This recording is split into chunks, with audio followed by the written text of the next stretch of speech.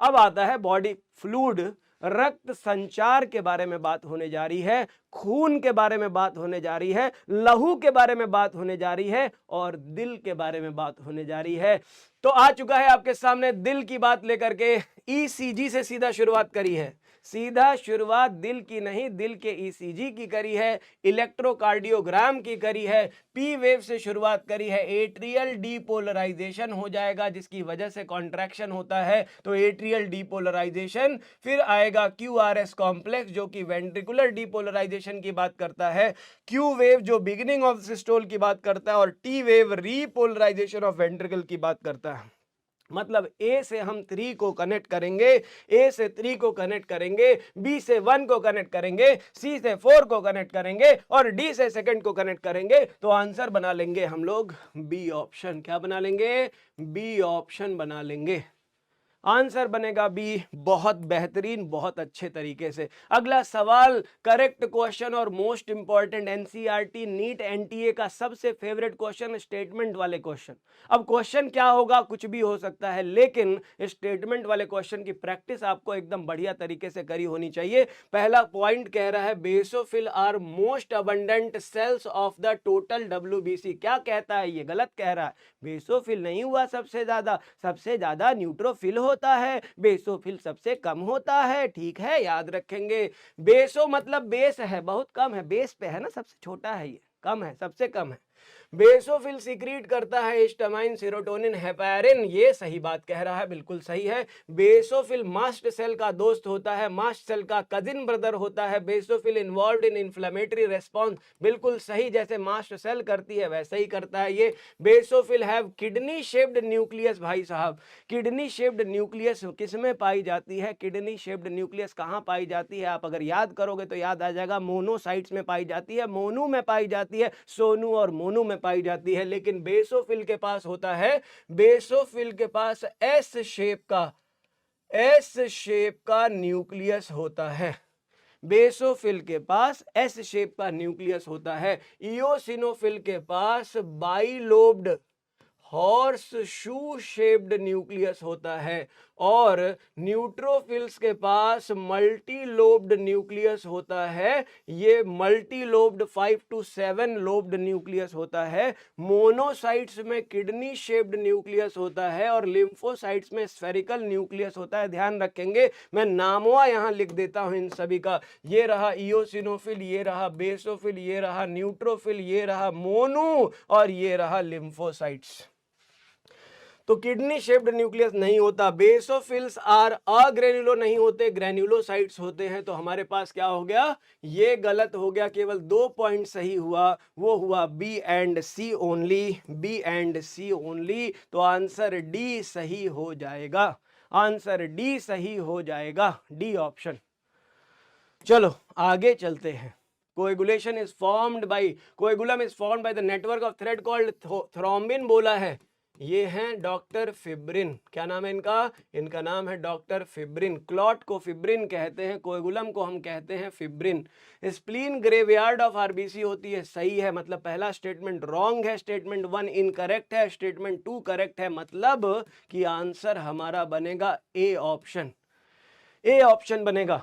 बोलो सही है बेटा। आगे चलते हैं। नीट पेपर लीक हो गया, बच्चा बता रहा है नीट का पेपर लीक हो गया है। क्या कहना चाहते हो? यहीं से सारा सवाल आ रहा है, ऐसा तो नहीं कहना चाहते तुम? कोई बात नहीं, अगर ऐसा कहना चाहते हो तो लव यू मेरा बच्चा है। तो आगे चलते हैं, चलो अगला सवाल है, which one of the following statement is correct? Statement वाले क्वेश्चन है, करेक्ट खोजना है। तो करेक्ट कौन सा है? मतलब 3 तो गलत होंगे पक्का है। तो देखते हैं कौन गलत है। गलतियां निकालनी तो हमको बहुत अच्छे से आती है, आप लोगों को बहुत अच्छे से आती है। देखो, increase ventricular pressure cause closure of semilunar, नहीं, वेंट्रिकल में जब प्रेशर बढ़ेगा तो सेमिल्यूनर को खुलना पड़ेगा, तभी वो रास्ता देगा, ब्लड पूरी बॉडी में तभी जा पाएगा। मतलब वेंट्रिकुलर कॉन्ट्रैक्शन ओपन कर देता है। ठीक है, किसको? सेमिल्यूनर को।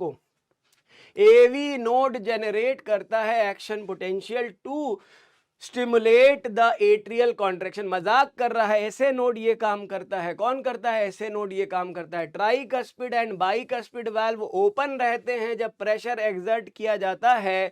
साइमल्टेनियस कॉन्ट्रैक्शन ऑफ एट्रिया, अरे नहीं, उससे पहले ही खुल जाता है। ज्वाइंट डायस्टोल के टाइम ही खुल जाता है, जब प्रेशर, जब ब्लड भर जाता है ना। अरे याद करो भाई, जब याद करो, ये पूरी कार्डियक साइकिल याद करो। कह रहे ये है जेडी, जग्गा डाकू है, ये ज्वाइंट डायस्टोल नाम है इसका। इस जग्गा डाकू के शुरुआत में ये कह रहा है फिलिंग फेज है, यही फिलिंग फेज है। एट्रिया से वेंट्रिकल में ब्लड जा रहा है, एवी वाल्व खुला होता है, एवी वाल्व खुल जाते हैं, एवी ओपन हो जाता है। एट्रियल सिस्टोल तो यहां हो रहा है ना बच्चों, तो इसका मतलब एट्रियल सिस्टोल से पहले एवी वाल्व खुल चुका है, इसलिए ये भी रॉन्ग हो जाएगा, ध्यान रखेंगे। ब्लड मूव करता है freely from atrium to ventricle during joint diastole. बहुत बेहतरीन सवाल है। ज्वाइंट डायस्टोल वो समय है जब एवी वाल्व खुले होते हैं और ब्लड जो होता है वो एट्रिया से वेंट्रिकल में डायरेक्ट सरकता हुआ पहुंच जाता है। कोई मेहनत नहीं करनी, आराम से पहुंच जाता है। आंसर डी होगा, बिल्कुल करेक्ट होगा, बिल्कुल आसान होगा। Inadequate supply of oxygen to the heart muscle leads to the symptom called acute chest pain। जब चेस्ट पेन क्यूट हो जाए, जब चेस्ट पेन क्यूट हो जाए, टाइटनेस फील होने लगे, इसे कहते हैं स्ट्रैंगल्ड चेस्ट। टाइटनेस फील होने लगे चेस्ट में, ऑक्सीजन की कमी हो रही है। इस एक्यूट चेस्ट पेन, अचानक से उठने वाले दर्द को हम एंजाइना कहते हैं, एंजाइना पेक्टोरिस कहते हैं। कार्डियक अरेस्ट का मतलब हार्ट पंप नहीं कर रहा, हार्ट बीट नहीं कर रहा, beating of the heart stop हो गई है। फेलियर का मतलब हार्ट फेल हो गया, जितना नंबर चाहिए उतना नहीं पा रहा है, मतलब जितना ब्लड उसको कार्डियक आउटपुट में भेजना चाहिए था पूरी बॉडी में वो पूरा नहीं कर पा रहा है। और कोरोनरी आर्टरी डिजीज को हम एथेरोस्क्लेरोसिस भी कहते हैं। तो ये तीन ऑप्शन रॉन्ग हो जाएंगे, केवल एक सही होगा। आंसर ए एनसीईआरटी का क्वेश्चन है। डिजीज वाला पार्ट चाहे वो रेस्पिरेशन का हो, चाहे वो सर्कुलेशन का हो, चाहे वो एक्सक्रीशन का हो, किसी भी चैप्टर के डिसऑर्डर वाले पार्ट से 100% क्वेश्चन आने वाला है, इसमें कोई डाउट नहीं है। आएगा ही आएगा बेटा, आएगा ही आएगा। नेक्स्ट क्वेश्चन कह रहा है अरेंज द फॉलोइंग एलिमेंट्स। जो सेल के एलिमेंट्स है अबंडेंस के हिसाब से लगा दे, अबंडेंस के हिसाब से लगा दे। सबसे ज्यादा होता है न्यूट्रोफिल, डब्ल्यूबीसी में सबसे ज्यादा न्यूट्रोफिल होता है। फिर आता है न्यूट्रोफिल के बाद सेकंड नंबर पे आता है लिम्फोसाइट, लिम्फोसाइट के बाद आता है मोनू, कौन आता है? मोनू, मोनोसाइट आता है। फिर आता है आपका इयोसिनोफिल, फिर आता है बेसोफिल, लास्ट में सबसे कम। और उससे पहले आप लिख सकते हो प्लेटलेट, और उससे पहले होती है एरिथ्रोसाइट्स। तो सबसे ज्यादा एक नंबर पे होती है एरिथ्रोसाइट, दूसरे नंबर पे थ्रोम्बोसाइट्स, प्लेटलेट्स, उसके बाद डब्ल्यूबीसी में न्यूट्रोफिल, लिम्फोसाइट्स, मोनोसाइट्स, इयोसिनोफिल, बेसोफिल। ये सीक्वेंस याद कर लें, मोस्ट इंपॉर्टेंट क्वेश्चन है। अब इसमें आप सेटिंग कर लें, जरा इनकी सेटिंग कर लें। सबसे पहले सी से शुरू होगा तो मतलब बाकी सारे खत्म हो गए। सी के बाद आना चाहिए न्यूट्रोफिल बी, सी के बाद बी मतलब बी ऑप्शन करेक्ट हो जाएगा। C B A E D, C B A E D, C B A E D, ऐसे कैसे? नहीं, no no no no no no no no no no no. Eosinophil के erythrocytes के बाद platelets आना चाहिए ना, तो सी के बाद ए आएगा। सी के बाद बेटा जी ए आएगा, प्लेटलेट आएगी पहले, सी के बाद प्लेटलेट ए आएगी, फिर न्यूट्रोफिल आएगा। मतलब आंसर जो होगा हमारा ए बनेगा। कौन बनेगा? आंसर बनेगा ए ऑप्शन। प्लेटलेट पहले बनेगा, ईओ पहले एरिथ्रोसाइट, फिर आएगी प्लेटलेट, फिर आएगी डब्ल्यूबीसी। ये ध्यान रखेंगे, ये ध्यान रखेंगे, बहुत ही आसान। ठीक है, आगे ले चलते हैं। आंसर 1 हो गया इसका। ए बी ब्लड ग्रुप को यूनिवर्सल रिसेप्टर क्यों कहते हैं? क्योंकि ए बी ब्लड ग्रुप में आरबीसी के ऊपर दोनों एंटीजेंस प्रेजेंट होते हैं, ए भी प्रेजेंट होता है और बी एंटीजन भी प्रेजेंट होता है। कोडोमिनेंस है ये, जेनेटिक्स का कोडोमिनेंस है ये, एक साथ दोनों प्रेजेंट है और दोनों एक्सप्रेशन दे रहा है। ब्लड ग्रुप हमारे लिए बहुत इंपॉर्टेंट है। ब्लड ग्रुप को जेनेटिक्स से भी रिलेट कर ले, 12th में आपने पढ़ा होगा या आपको पढ़ाया जाएगा। मल्टीपल एलिलिज्म का भी एग्जाम्पल है, लॉ ऑफ डोमिनेंस का भी एग्जाम्पल है, कोडोमिनेंस का भी एग्जाम्पल है। बड़ा इंपॉर्टेंट सवाल भी है, तो आप बस इतना याद रख लो अभी फिलहाल के लिए। ये ए एंटीजन और बी एंटीजन जब दोनों होगा तो एंटीबॉडी एब्सेंट होती है, याद रखते हैं एंटीबॉडी एब्सेंट होती है, एंटीबॉडी एब्सेंट होती है, जो कि एंटी ए एंटी बी दोनों ही एब्सेंट होती है। तो presence of antigen, presence of antibodies, absence of antibodies in plasma, बहुत सही, second option. Absence of antigen wrong, absence of antigen wrong. तो आंसर बना लेंगे हम, आंसर बना लेंगे सेकंड ऑप्शन, बी ऑप्शन बिल्कुल करेक्ट, 100% करेक्ट। चलो अगला सवाल, which of the following associated with decrease cardiac output. Cardiac output को कौन डिक्रीज कर सकता है, याद रखेंगे, सिंपैथेटिक सिस्टम और एड्रिनल मेडुलरी हार्मोन, जो एड्रिनलिन और नॉर एड्रिनलिन होता है, ये दोनों के दोनों इंक्रीज करते हैं हार्ट रेट को और इसीलिए इंक्रीज करते हैं कार्डियक आउटपुट को। ये स्ट्रेंथ ऑफ कॉन्ट्रैक्शन को इंक्रीज करते हैं। इसके जस्ट अपोजिट पैरासिम्पैथेटिक सिस्टम और एसिटाइल कोलिन, याद रखेंगे, पैरासिम्पैथेटिक सिस्टम या फिर वेगस नर्व सप्लाई जो होती है या फिर एसिटाइल कोलिन जो होता है, ये हार्ट रेट को डिक्रीज करता है, कार्डियक आउटपुट को भी डिक्रीज करता है। तो sympathetic nerve wrong, pneumotaxic wrong, adrenal medulla wrong. तो करेक्ट हो जाएगा parasympathetic signal. Only B will be correct answer, B जो होगा वो करेक्ट आंसर हो जाएगा मेरे बच्चों। नेक्स्ट क्वेश्चन है, which of the following condition cause erythroblastosis fetalis. ये केवल एक कंडीशन में बनता है, जब मम्मी जो होती है बेटा, मम्मा जो होती है वो RH नेगेटिव हो और उसके कोख में पल रहा बच्चा RH पॉजिटिव हो। लड़का हो या लड़की कोई फर्क नहीं पड़ता, वॉम्ब में जो फीटस है उसका ब्लड ग्रुप में अगर RH एंटीजन है, RH पॉजिटिव होगा। अगर मदर RH नेगेटिव है तभी इसी केस में एरिथ्रोब्लास्टोसिस फिटैलिस का चांस होता है, क्योंकि जिसके पास एंटीजन नहीं है, जैसे ही एंटीजन उसकी बॉडी में आएगा वो एंटी RH एंटीबॉडी बनाने लगेगी। मदर जो होगी वो RH के against anti RH antibody produce करना शुरू कर देती है, जो कि सक्सेसिव प्रेगनेंसीज के लिए खतरनाक हो सकती है, क्योंकि ये एंटीबॉडीज प्लेसेंटा को क्रॉस कर सकती हैं और आने वाली प्रेगनेंसीज को नुकसान पहुंचा सकती है। तो हमेशा एक ही कंडीशन याद रखनी है, mother must be RH negative, foetus must be RH positive. इसके अलावा दूसरी कोई और कंडीशन नहीं है जिस कंडीशन में ये एरिथ्रोब्लास्टोसिस फिटैलिस को आपको याद रखना होगा। तो याद रखेंगे mother RH negative, foetus RH positive. तो आंसर बनेगा only and only B option, B option will be correct. बिल्कुल बेहतरीन, बहुत ही आसान। ये ए कौन कर रहा है बे, ए काहे किया है, गलत बात, गंदी बात नहीं, गंदा नहीं करना है, छिच्ची मत करो बेटा, चिच्ची मत करो। पता है मुझे बहुत देर से बैठे हो तुम लोग, लेकिन रोकना आना चाहिए, अपने जज्बातों को कंट्रोल में करना आना चाहिए। गलत नहीं करो बेटा। अभी शेर सुना दूंगा, फिर वैसे ही घटिया सा सुनोगे, वैसा ही घटिया सा एक और शेर सुना दूंगा, परेशान हो जाओगे। इसलिए don't do like this, don't do चिच्ची in the class, don't do like this. इतने आसान से सवाल में इतनी बड़ी गलती, blunder, no, don't do like this. चलो नेक्स्ट क्वेश्चन, कॉलम 1 को 2 से मिलाएं, ताल से ताल मिलाएं, मिलाएं। मैंने पहले भी आपसे कहा है, आप महान हो चुके हो, शादी राम घर जोड़े हो आप लोग, बहुतों की जिंदगियां आपने जोड़ी हैं, मैच द कॉलम नहीं कर सकते? करो, करो बेटा करो। ट्राइकस्पिड वाल्व मतलब एक ऐसा वाल्व जिसमें 3 कस्प होते हैं, RTLB होता है। क्या होता है? RTLB होता है, right try left by, right try left भाई। कौन सा भाई? विपू भाई, हमारे विपू भाई, लव यू विपू भैया, लव यू।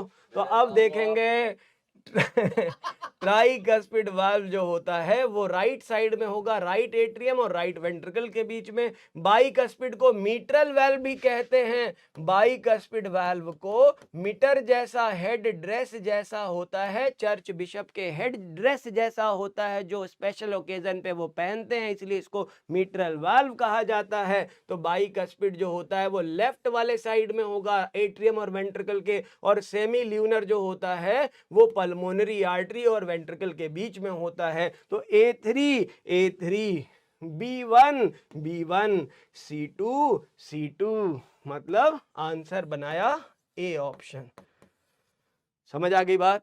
बिल्कुल क्लियर है बेटा, एकदम मजेदार है, एकदम बढ़िया है, आगे चल रहा है। चलो आगे ले चलते हैं, इसको और आगे ले चलते हैं। ऊर्जा पूरी रहनी चाहिए, एनर्जी पूरी रहनी चाहिए, सीख कर जाना है, जाते जाते यही आपके काम आ जाएगा। आपके सब कॉन्शियस में इंजेक्शन की तरह जा रहा है। पता है ये जहर धीरे धीरे आपके दिमाग में क्यों इंजेक्ट किया जा रहा है? धीरे धीरे ये जहर आपके दिमाग में इसीलिए इंजेक्ट किया जा रहा है ताकि जब एग्जामिनेशन हॉल में बैठे तो इस जहर का असर अगर थोड़ा बहुत भी रहा 3-4 दिन तक, तो मान के चलो क्वेश्चन गलत करोगे ही नहीं।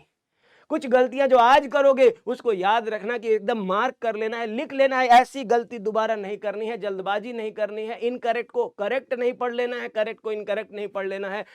Identify all are correct except one, तो वो एक्सेप्ट देखना है, तो हर चीज देखनी है। मैच द कॉलम सीखना है, करेक्ट इनकरेक्ट सीख करके जाना है, स्टेटमेंट सीख करके जाना है। और पूरी एनसीईआरटी क्लास 11 की ह्यूमन फिजियोलॉजी में अब हम एंटर कर चुके हैं, और उधर से प्लांट फिजियोलॉजी होगी, फिर रैपिड फायर भी करेंगे, एकदम गेना फेंक खेलेंगे, और उसके बाद भेज देंगे, कहेंगे जाओ टाटा बाय बाय, सजा धजा के तैयार करके भेज देंगे, जाओ मुन्ना यहाँ काला टीका लगा लेना, नजर ना लगे, मेडिकल कॉलेज में सेलेक्ट होकर के ही आना है। ठीक है बेटा, चलो शुरू करते हैं, अगला सवाल लेकर के चलते हैं। फिब्रिनोजन क्या होती है? क्लॉटिंग प्रोटीन होती है। ग्लोब्यूलिन डिफेंस प्रोटीन होती है, और एल्ब्यूमिन ऑस्मोटिक बैलेंस में हेल्प करती है, पीएच बैलेंस में हेल्प करती है, बफर में हेल्प करती है, बहुत सारा काम करती है। बस आप इतना याद रख लो कि ये ब्लड में पाई जाने वाली प्लाज्मा प्रोटीन्स होती है। ब्लड के अंदर मोस्ट अबंडेंट कंटेंट होता है प्लाज्मा, प्लाज्मा के अंदर मोस्ट अबंडेंट कंटेंट होता है वाटर, प्लाज्मा के अंदर मोस्ट अबंडेंट ऑर्गेनिक कंटेंट होता है प्लाज्मा प्रोटीन्स, और प्रोटीन्स में मोस्ट अबंडेंट होती है serum albumin. Albumin protein blood plasma में पाई जाने वाली मोस्ट अबंडेंट प्रोटीन होती है। तो मैच कर लिया फटाफट से, फिब्रिनोजन को ए को 2 से, ए को 2 से, बी को 3 से, और सी को 1 से। आंसर बनाया डी, डी फॉर डमरू, आंसर हो गया डमरू। अगला अगला ये नीट का सवाल है, ये तो नीट का सवाल है। मुझे लगता है बहुत सारे बच्चों ने पीवाईक्यू जब लगाया होगा तो मार्ट साहब ने बताया होगा। इसका आंसर आप सभी लोग करो, आप सभी लोग करो, इसका आंसर आप सभी लोग करोगे, खुद करोगे, आप खुद पढ़ो और खुद आंसर करो। ठीक है बेटा, चलो बताओ। Most in human adult human RBC E nucleated, मतलब बिना न्यूक्लियस की होती है। शुरू में होती है न्यूक्लियस, बाद में वो न्यूक्लियस जब ये आरबीसी मैच्योर होती है ना, लस्ट कर देती है रेटिकुलोसाइट स्टेज। क्या करोगे जान के? कहोगे सर ये क्या उर्दू में बोल रहे हो, फारसी में बोल रहा, हमें समझ में नहीं आई, चाइनीज लैंग्वेज आज मत बोलो। नहीं बोलेंगे आज, चाइना वाली लैंग्वेज आज नहीं बोलेंगे, आज खाली वही बोलेंगे जो तुमको होगी पसंद, वही बोलेंगे, जो तुमको हो पसंद वही बात करेंगे। तुम दिन को अगर रात कहो तो हम रात कहेंगे, इतना भी नहीं कहेंगे, लेकिन चलो कह रहे हो तो कह देते। Which of the following statement are most appropriate explanation? Don't need to reproduce. अरे भाई रिप्रोड्यूस करना कौन नहीं चाहता? हर कोई चाहता है अपनी जनरेशन बढ़ता रहे, अपनी जायदाद अपना डीएनए बांटते रहे। तो ये कोई लॉजिक तो हुआ नहीं कि न्यूक्लियस इसलिए नहीं है क्योंकि वो रिप्रोड्यूस करना नहीं चाहता, उसको जरूरत ही नहीं है बच्चे पैदा करने की। अरे भाई आरबीसी थोड़ा ज्यादा रहेगी तो कोई दिक्कत तो नहीं है ना, अच्छा ही है आपके लिए पॉलीसाइथीमिया, है ना। ऐसा कैसे ज्यादा हो जाएगा तो अच्छा रहेगा। अब नॉर्मल नहीं होना चाहिए, नॉर्मल आरबीसी है, ठीक है। एथलीट में आपकी बॉडी से ज्यादा आरबीसी होती है बेटा जी, ध्यान रखिएगा। सोमैटिक सेल्स होती हैं, ऐसी बहुत सारी सोमैटिक सेल्स हैं, इस हिसाब से तो सोमैटिक सेल है इसलिए इसको नहीं चाहिए न्यूक्लियस, ये भी रॉन्ग एक्सप्लेनेशन। यहाँ पे कह रहा है मेटाबॉलिज्म की जरूरत नहीं होती, मेटाबोलाइज करती है। आरबीसी में मेटाबॉलिज्म होता है, आरबीसी को शुगर दिया जाता है, आरबीसी ग्लूकोज का एनारोबिक यूटिलाइजेशन करती है, माइटोकॉन्ड्रिया नहीं होता, याद रखेंगे। नहीं होता ना, पता है ना, ध्यान रखिएगा। All internal space is available for oxygen, मतलब आरबीसी ने ये कुर्बानी इसलिए दी है ताकि वो ज्यादा से ज्यादा हीमोग्लोबिन को अपने अंदर समा सके और वो हीमोग्लोबिन ज्यादा से ज्यादा ऑक्सीजन का ट्रांसपोर्ट कर सके। इसलिए बेस्ट आंसर होगा ओनली डी, आंसर बनाएंगे ओनली डी। नीट का सवाल है इसलिए आपको कोई कंफ्यूजन कोई डाउट रखना भी नहीं है, याद कर लेना है। और ऐसे सवाल भी पूछे हुए हैं, 93% बच्चों ने सही किया, दिल जीत लिया आप लोगों ने। Love you. आपका नाम दिलजीत दोसांझ तो नहीं हो सकता है क्योंकि आपने दिल जीत लिया। अब देखें अगला सवाल, name the blood cells whose reduction in number can cause clotting disorder. तो आपको पता होना चाहिए थ्रोम्बोसाइटोपेनिया, थ्रोम्बोसाइटोपेनिया। जब प्लेटलेट का नंबर कम हो जाता है, लो प्लेटलेट काउंट हो जाती है, तो उसे कहते हैं थ्रोम्बोसाइटोपेनिया। आरबीसी कम हो जाए एरिथ्रोसाइटोपेनिया, डब्ल्यूबीसी कम हो जाए ल्यूकोसाइटोपेनिया, ल्यूकोपेनिया कहते हैं। तो अगर थ्रोम्बोसाइट्स कम हो जाती है तो क्लॉटिंग से रिलेटेड प्रॉब्लम आ जाती है, उसे कहते हैं थ्रोम्बोसाइटोपेनिया, क्योंकि ये ब्लड क्लॉट में हेल्प करता है। आंसर डी बना लेंगे, मोस्ट इंपॉर्टेंट है ये आरबीसी, डब्ल्यूबीसी और ब्लड सेल्स के फंक्शन आप याद रख लेंगे, इस पे क्वेश्चन बनाने की प्रोबेबिलिटी है। ठीक है जी, आगे चलते हैं।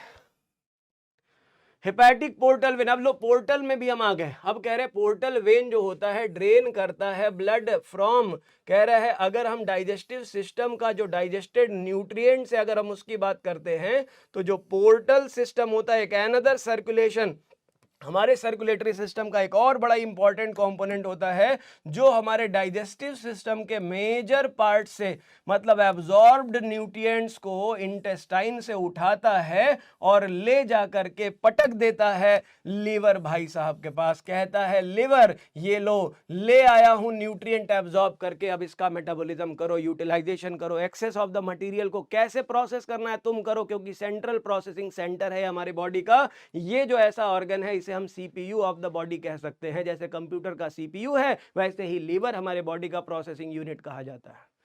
तो ध्यान रखेंगे लिवर इंटेस्टाइन से आने वाली चीजों को कह रहे मेजर, कह रहे बहुत सारी ब्लड वेसल जो कैपिलरी से शुरू होती हैं, कैपिलरी पे एंड होती हैं, और ये कैपिलरीज का जो ब्लड वेसल्स का ग्रुप होता है दो मेजर ऑर्गन्स को डायरेक्टली इंटरकनेक्ट करता है, इसी को कहते हैं हेपेटिक पोर्टल वेन। याद रखेंगे इसे हेपेटिक पोर्टल वेन कहते हैं। तो आंसर बनाएंगे C intestine, answer C intestine. Next question देखें और पहचानें, बहुत ही आसान सवाल होगा। आप देख सकते हैं लंग्स से एक्सचेंज के बाद पल्मोनरी वेन्स हार्ट में आती है, अओर्टा ब्लड को बी लेकर के जाती है टिश्यू में, पल्मोन और ये बॉडी से वेना के वह ब्लड को रिटर्न एट्रिया में लेकर के आती है, और पल्मोनरी आर्टरी ब्लड को लंग्स में ले जाती है। तो आप देख सकते हैं बी को बोला है पल्मोनरी आर्टरी, रॉन्ग हो गया, डी है पल्मोनरी आर्टरी। सी को बोला है वेना के वह, सही लग रही है, takes blood from body parts, right auricle में लाती है जिसमें कार्बन डाइऑक्साइड की अमाउंट बहुत हाई होती है, PCO2 जो होती है इंक्रीज होती है, जो कि 45 mmHg होती है, बिल्कुल सही बात है। डॉर्सल अओर्टा डी को बोला है, रॉन्ग है, ये पल्मोनरी आर्टरी होती है। पल्मोनरी वेन ए को बोला है, ए पल्मोनरी वेन है, ठीक है, लेकिन टेक्स इम्प्योर ब्लड बोला है, लेकिन ये ऑक्सीजनेटेड ब्लड लेकर के आती है, लंग्स से ऑक्सीजनेटेड ब्लड हार्ट में लाती है। ये भी गलत, ये भी गलत, ये भी गलत, केवल एक ऑप्शन सही होगा, वो होगा बी ऑप्शन। बिल्कुल आसान, बिल्कुल बेहतरीन। लेके चलते हैं आगे, लेके चलते हैं कारवां और आगे लेके चलते हैं, बढ़ते हैं आगे। अरे काहे अटक गए बे, चलो आ गया। Which of the following animals has two separate circulatory pathway, मतलब इसे दो पार्ट में डिवाइड कर दो। मैमल्स और बर्ड्स में कंप्लीट डबल सर्कुलेशन होता है, एक होता है पल्मोनरी सर्कुलेशन, एक होता है पल्मोनरी सर्कुलेशन, और एक होता है जिसे कहते हैं systemic circulation. Systemic circulation, heart से बॉडी और बॉडी से हार्ट सिस्टेमिक, हार्ट से लंग्स और लंग्स से हार्ट वापस, वो है पल्मोनरी। पल्मोन्स का मतलब लंग्स, सिस्टेमिक का मतलब बॉडी, बस सिंपल है, इतना ही याद करना है हमको। तो अब ये 4 चैम्बर्ड हार्ट जो होता है, well defined 4 chambered heart mammals में पाया जाता है, और ब्लू व्हेल एक मैमल है, आंसर सी हो जाएगा। बाकी में ब्लड की मिक्सिंग हो जाती है, मतलब कंप्लीट डबल सर्कुलेशन यहाँ डिफाइन नहीं हो पाएगा। तो आंसर जो होगा वो आपका सी ऑप्शन होगा। शार्क तो वैसे भी मछली है, और मछली में 2 चैम्बर्ड हार्ट होता है और खाली डीऑक्सीजनेटेड ब्लड ले जाता है, उसमें ऑक्सीजनेटेड ब्लड हार्ट में फ्लो नहीं करता, इसीलिए उसके हार्ट को वीनस हार्ट भी कहते हैं। थोड़ा बहुत तो पता ही होगा आपको, आप टैलेंटेड बच्चों, दुनिया में बहुत अच्छी पढ़ाई करी है आपने, पूरे साल पढ़े, और मुझे पता है कि इस बार फोड़ के आओगे। आर्टरीज बेस्ट डिफाइंड, आर्टरी की खाली एक डेफिनेशन है बस, दिल से दूर जाती है। वेन जो होती है दिल की तरफ आना चाहती है, क्योंकि वो जो होती है पूरे बॉडी से डिफरेंट पार्ट से ब्लड को कलेक्ट करके वो ला करके पोर करेगी। अब ऑक्सीजनेटेड है डीऑक्सीजनेटेड, ये अलग बात है बेटा, ये अलग बात है कि वो डीऑक्सीजनेटेड लाती है कि ऑक्सीजनेटेड लाती है। लेकिन आर्टरी और वेन में सबसे बेसिक और मेजर डिफरेंस है, हार्ट से अगर दूर गई है तो वो आर्टरी है, दिल से दूर है वो आर्टरी है, और अगर हार्ट की तरफ आ रही है तो वो है वेन। कौन है? वो है वेन। समझ आ गई बात? समझ आ गई बात? समझ आ गई बात?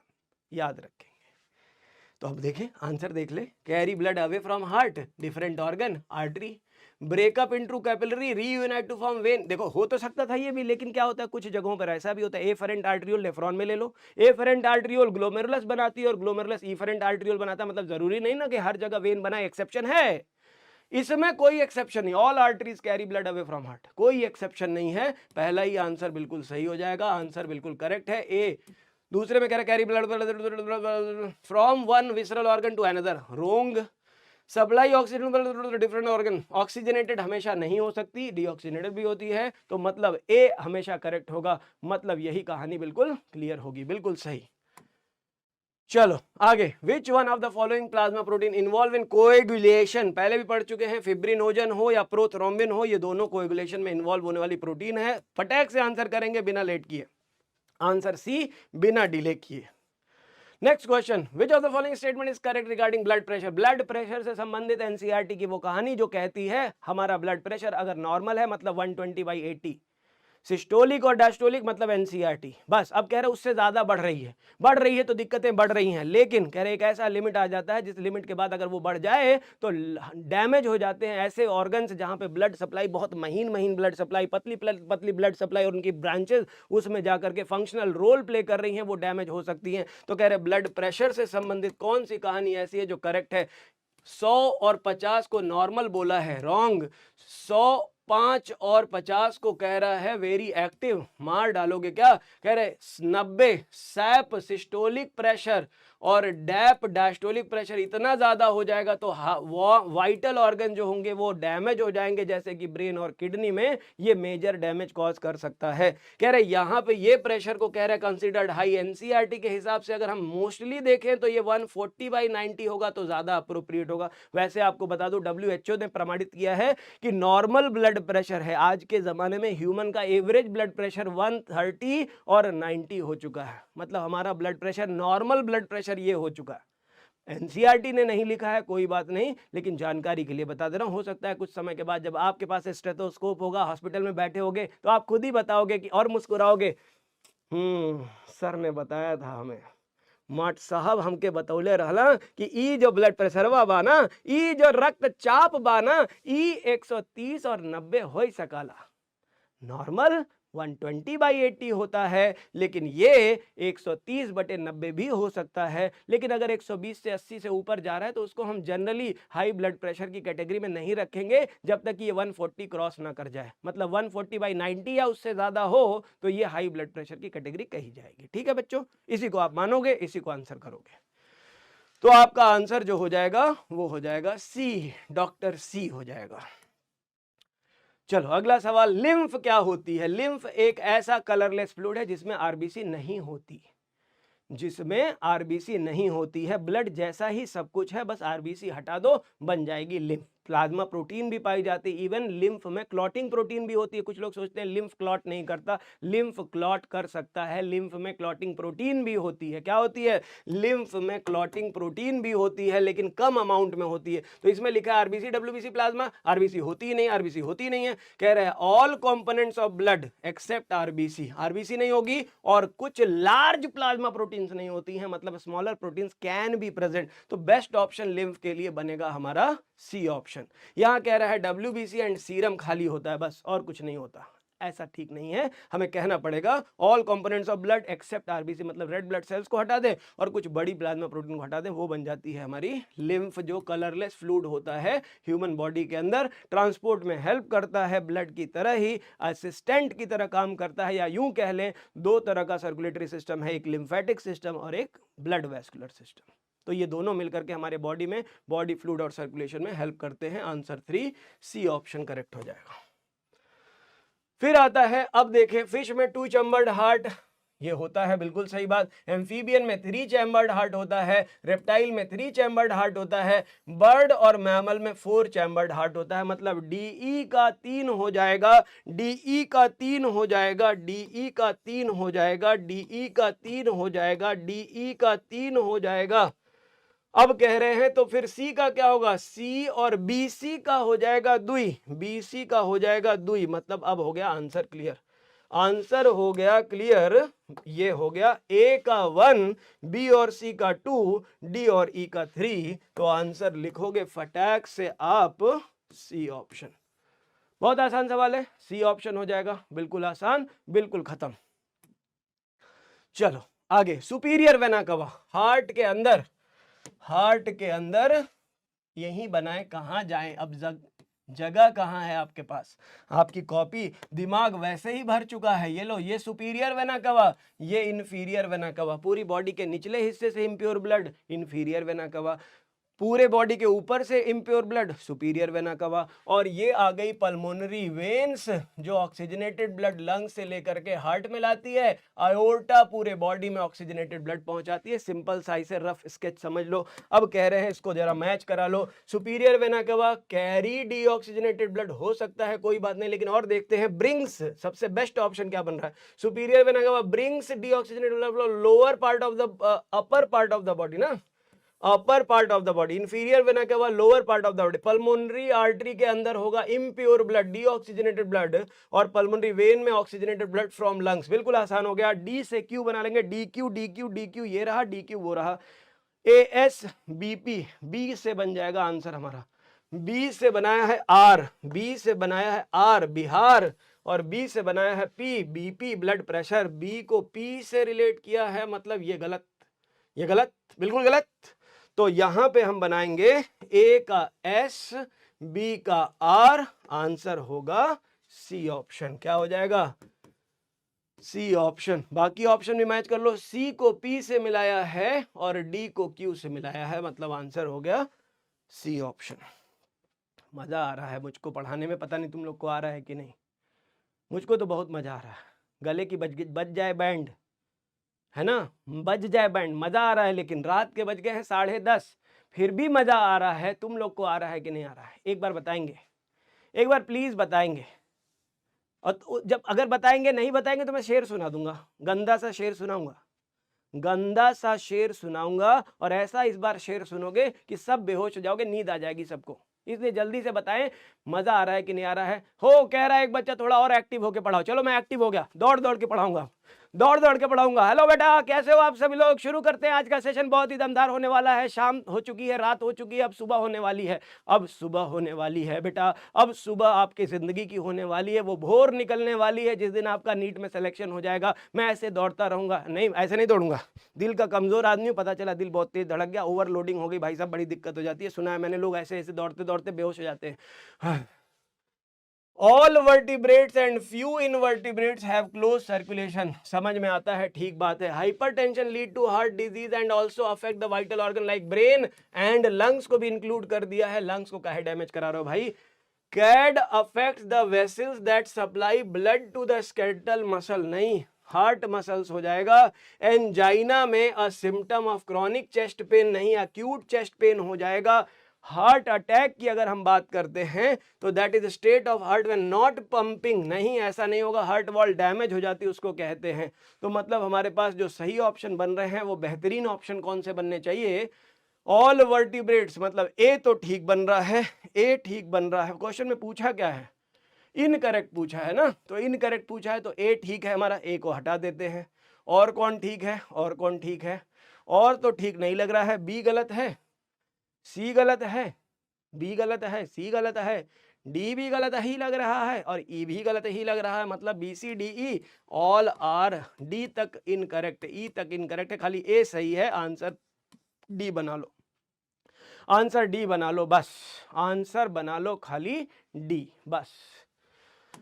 चलो आगे चलते हैं। When heart muscle is suddenly damaged bye इनएडिक्वेट blood supply. अब आया वही, वो जो हम बात कर रहे थे ना, डैमेज जब हो जाती है तो ऑक्सीजन सप्लाई कम हो या जिस वजह से भी डैमेज हो जाती है, उसी को कहते हैं इनफार्क्शन या हार्ट अटैक। उसी को कहते हैं दिल के ऊपर हमला हुआ है, दिल अटैक में आ गया है, डैमेज हो गई है। अटैक ऐसा हुआ भाई साहब कि वहां पे डैमेज हो गई वॉल, तो इसे कहते हैं हार्ट अटैक, या इसी का दूसरा नाम है मायोकार्डियल इनफार्क्शन। इनफार्क्शन कहते हैं। चलो अगला सवाल, ऐसे नोट कॉल्ड पेसमेकर। ठीक बात है, कह सकते हैं। Present right upper corner of atrium can generate maximum number of action potential. बिल्कुल सही बात है, दोनों ही सही है। ऐसे नोड को पेसमेकर कहते हैं, पेसमेकर कहते हैं। ये राइट अपर कॉर्नर पे लोकेटेड होता है और जनरेट करता है maximum number of action potential. लेकिन आप देखो क्वेश्चन में पूछा है पेसमेकर, और पेसमेकर का मतलब होता है, इसलिए कहते हैं क्योंकि ये बीट को ओरिजिनेट करता है। तो हार्ट बीट को ओरिजिनेट करने वाले को हम कहेंगे पेसमेकर, ना कि इसलिए कहेंगे क्योंकि वो सबसे ज्यादा तेजी से बीट करता है। पेसमेकर का मतलब ओरिजिन ऑफ द बीट, तो इसलिए हम दोनों स्टेटमेंट को सही कहेंगे। लेकिन वो करेक्ट एक्सप्लेनेशन है कि नहीं, यहाँ पे क्वेश्चन मार्क लगा देंगे और इसे हम कह देंगे कि does not explain the one statement. तो maximum number of action potential generate करता है, ये भी ऐसे नोट के लिए कैरेक्टर होगा और इसे पेसमेकर कहते हैं। लेकिन पेसमेकर कहने के पीछे सबसे बड़ा रीजन होना चाहिए कि वो हार्ट बीट को ओरिजिनेट करता है और वहीं से स्प्रेड होकर के ये फैलती है और हार्ट को एक्टिविटी प्रोवाइड करती है। तो आंसर हमारा हो जाएगा B option. Next question, each cardiac cycle consist systole and diastole of both atria and ventricle. ठीक बात है, कार्डियक साइकिल में सिस्टोल डायस्टोल ऑफ दोनों एट्रिया होती है, वेंट्रिकल भी होती है। और cardiac output of an ordinary man will be much higher than that of athlete. Athlete से ज्यादा नहीं होगी भाई, एथलीट की ज्यादा होती है। उल्टा है बेटा, उल्टा है, खत्म है, ये गलत है, ये गलत है। ऐसी बातें नहीं होनी चाहिए, ऐसे मौकों पर ऐसी बातें नहीं होनी चाहिए, शोभा नहीं देती है। तो केवल एक सही होगा, statement 1 is correct, R is मतलब स्टेटमेंट 2 इज फॉल्स। तो आंसर बनाएंगे सी ऑप्शन, आंसर बनाएंगे C option. Next question, term descending order, कह रहे terms of descending order percentage of proportion of leucocyte. ये मैंने पहले भी बता दिया, डिसेंडिंग ऑर्डर मतलब सबसे कम की तरफ कौन है, सबसे कम में बेसोफिल होना चाहिए। बेसोफिल यहां भी है, बेसोफिल यहां, मतलब बाकी सारे गलत हैं। ठीक है जी, बेसोफिल से पहले कौन आएगा, इओसिनोफिल आएगा, ये आ जाएगा, दोनों में आ रहा है। ठीक है, फिर लिम्फोसाइट्स आएगी, फिर लिम्फोसाइट्स नहीं मोनोसाइट आएगी भाई, ये आएगा, ये लिम्फोसाइट गलत हो जाएगी। फिर मोनोसाइट, फिर कह रहे हैं मोनू से पहले लिम्फो आएगा और लिम्फो से पहले ये आएगी आपकी न्यूट्रोफिल, जो 60 से 65 होती है, ये 15 से 20 होती है, ये 6 से 8 होती है, ये 1.5 से 3 होती है और ये 0.5 से 1.5% होती है। मतलब ये फर्स्ट ऑप्शन ही करेक्ट हो जाएगा। आंसर बनेगा A option, best option, correct option. अगला सवाल, blood through pulmonary vein and vena cava enters in left and right atria respectively. Pulmonary vein से आ रही है, पॉइंट समझे। कह रहे करेक्ट सीक्वेंस कार्डियक साइकिल का क्या है, ये कार्डियक साइकिल है, ध्यान से देखें। कार्डियक साइकिल क्या कहती है, एनसीईआरटी की लाइनों से ही शुरू होती है। जैसे ही एवी वाल्व, एट्रियल सिस्टोल के बाद, एट्रियल सिस्टोल के बाद एवी वाल्व खुल जाते हैं, ज्वाइंट डायस्टोल होता है, फिर एट्रियल सिस्टोल होता है और फिर यहाँ पे आप देखोगे वेंट्रिकुलर सिस्टोल होता है। तो सबसे पहले blood through pulmonary artery and vena cava enters through this, तो पहला स्टेटमेंट तो यही हो जाएगा। फिर ऐसे नोड जनरेट करेगा, दूसरा ये हो जाएगा, मतलब 1 3, 1 के बाद 3 आएगा और फिर आएगा एवी नोड और फिर आएगा वेंट्रिकुलर सिस्टोल। तो 1 आएगा, 3 आएगा, 2 आएगा और 4 आएगा। तो आप देखें एनसीईआरटी के सीक्वेंस हैं, अगेन एनसीईआरटी का रिपीटिशन हो रहा है, एनसीईआरटी आपकी रिवाइज हो रही है, एनसीईआरटी का पूरा रिवीजन हो रहा है बेटा। बोलो, ये जो है ये पूरा का पूरा आपके एनसीईआरटी का रिवीजन हो जा रहा है, ये पूरी की पूरी एनसीईआरटी कॉपी हो जा रही है आपकी। तो जाते जाते एनसीईआरटी को आप रिवाइज कर लो, बहुत अच्छा रहेगा आपके लिए, ये आपके लिए बेस्ट रहेगा कि आप एनसीईआरटी को पूरा पढ़ के जाओ। सिस्टोलिक प्रेशर पेशेंट का अगर 140 हो और डायस्टोलिक प्रेशर 90 हो तो इस कंडीशन में क्या कह रहा है, क्या करेगा, हार्ट डिजीज कॉज कर सकता है, हार्ट डैमेज कॉज कर सकता है, ब्रेन हीमरेज कॉज कर सकता है, ब्लड वेसल्स डैमेज हो सकती है, damage to the blood vessels of the kidney हो सकती है, failure of the conducting system से कोई रिलेशन यहाँ पे नहीं बनती है। तो 1, 2 and 3 will be best option बनेगा। आंसर बनाएंगे बी ऑप्शन। क्या बनाएंगे, बी ऑप्शन बनाएंगे। 1, 2, 3 करेक्ट है, डी ऑप्शन रॉन्ग है। अगला सवाल, कार्डियक आउटपुट जो होता है वो होता है लगभग 5 लीटर अप्रोक्सीमेटली। जैसा कि हम सभी जानते हैं cardiac output is equal to stroke volume VS into heart rate, जो 72 टू 75 टाइम्स होती है, बट ऑन एन एवरेज हम उसको 72 टाइम्स लिख देते हैं, लेकिन कोई दिक्कत नहीं है। आप इसको जब मल्टीप्लाई करोगे तो अप्रोक्सीमेटली ये 5 लीटर के बराबर आ जाती है। ये 5 लीटर के बराबर अप्रोक्स वॉल्यूम होता है, और इतना ही वॉल्यूम हमारे पूरे बॉडी में होता है। अगर क्वेश्चन आ जाए कि the cardiac output is approximately equal to the total volume of blood present in our body, तो दोनों स्टेटमेंट सही हो जाते हैं, ध्यान रखेंगे। तो 5 लीटर होता है। Stroke volume 70 ml। Heart sound first जो होता है वो होता है लब और फिर होता है डब। तो एवी वाल्व क्लोज होगा तो लब होगा, एवी क्लोज होगा तो लब हो जाएगा, और अगर सेमिल्यूनर क्लोज होगा तो डब हो जाएगा। तो मैच कर ले फटाफट से, ए को सेकंड से मैच करेंगे, बी को 1 से मैच करेंगे, ए को सेकंड से मैच करेंगे, बी को 1 से मैच करेंगे, सी को 4 से मैच करेंगे और डी को 3 से मैच करेंगे। तो आंसर हमारा बनेगा डी ऑप्शन। डी ऑप्शन बिल्कुल करेक्ट ऑप्शन, बिल्कुल सही ऑप्शन। पर्नीशियस एनीमिया, बेटा ये पर्नीशियस एनीमिया विटामिन का क्वेश्चन तो जरूर है, लेकिन आपको जानकारी होनी चाहिए। एनीमिया के कई सारे टाइप्स होते हैं। Lack of RBC is called anaemia, anaemia megaloblastic anaemia भी हो सकती है, सिकल सेल एनीमिया भी हो सकती है, माइक्रोसाइटिक एनीमिया भी हो सकती है, मैक्रोसाइटिक एनीमिया, कई सारे टर्म है। अनीमिया का मतलब होता है आरबीसी में होने वाली कमी।